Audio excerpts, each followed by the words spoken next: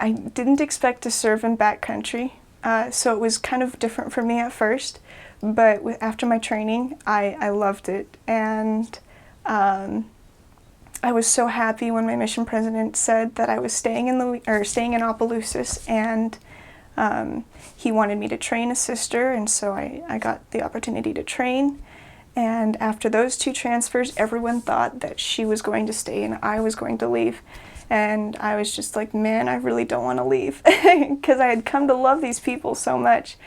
But transfers came, and they transferred her and sent another new missionary to me to train. And as things happened, she ended up getting ET'd after a month. And we had a Temple Square sister come in. At the time, I think this system has changed a little bit, but at the time, every Temple Square sister would be sent on outbound for 2 transfers to anywhere in the United States, so they could kind of get that experience outside of the Temple Square mission.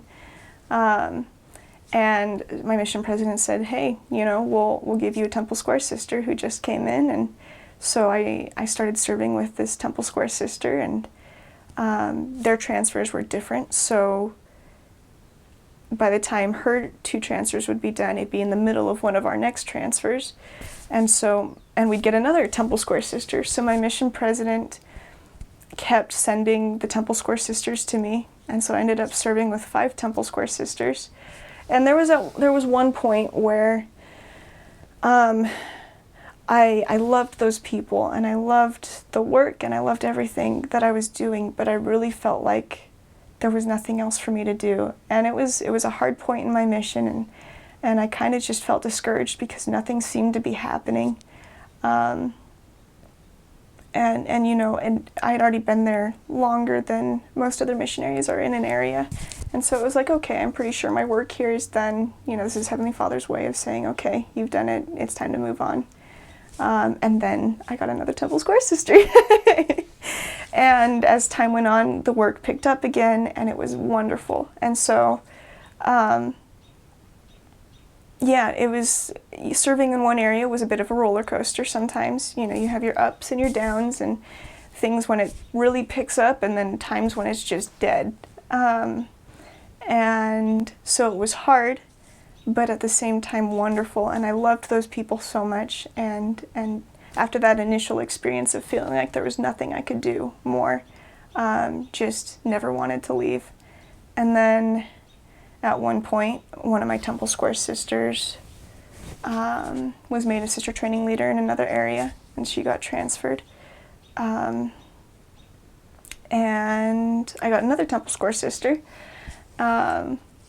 which was wonderful. And so the work was different with each sister. Each one brought something different, and with different personalities and whatnot. And so the work changed with each companion, at least a little bit, but we still were working towards making it into a ward, really reaching out and helping those people and loving them and serving them.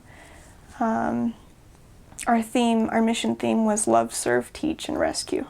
And so we really strove to do that in everything that we were doing. And my heart was changed as we did that. I saw why I was there, why I was on a mission, why I couldn't have not served, and why I needed to be there and help those people. I met people that I knew that I had covenanted with in the premortal life to find and to serve and to help.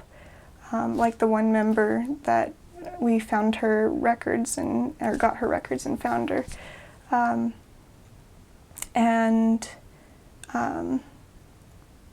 I found out that every time transfers came around closer to the end of my mission, that the mission president's wife and the assistants and the office elders were like, okay, you going to transfer Sister Falk now? And we're trying to convince him to transfer me. And every time the mission president said that he would pray about it, and he felt like I needed to stay longer. And so, I was happy. But it was a roller coaster, but it was the best thing for me, and exactly where I needed to be. I couldn't have been anywhere else.